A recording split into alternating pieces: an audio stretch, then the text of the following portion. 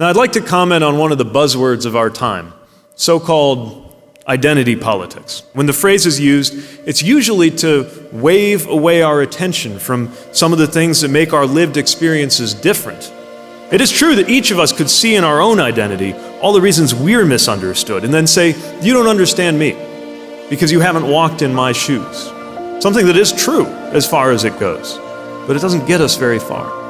Because we could also see in our identity the beginning of a new form of American solidarity.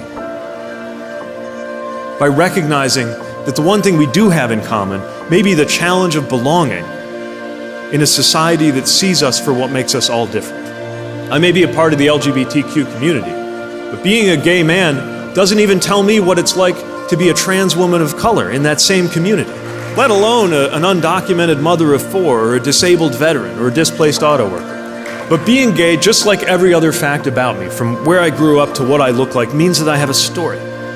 And if I look to that story, I can find the building blocks, not only for empathy, but for the impetus to action. Because the more you know about exclusion, the more you think about belonging.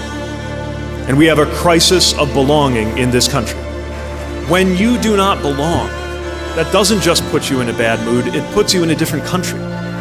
When black women are dying from maternal complications at triple the rate of white women, it means for the purposes of public health, they are living in a different country. When an auto worker, 12 years into their career, is no longer sure how to provide for their family, they're not part of the country we think of ourselves as all living in together.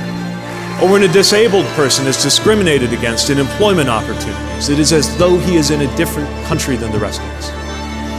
Let's tear down the walls that went up to keep black families out of white neighborhoods with consequences for educational and health inequality as well as for income. Let's tear down the fences between women and the economy and that level playing field everyone's talking about. Let's tear down the walls around our democracy put up by politicians who came to the conclusion that their side will win if fewer people can vote. Tear down the fencing off of more and more of our economy from organizing. Because big corporations shouldn't need a safe space away from workers' rights in order to compete and thrive in American democratic capitalism. The struggle for freedom and fairness and a better life reaches far beyond our experience, but our experience arms us with empathy, and it fills us with the energy to get this done.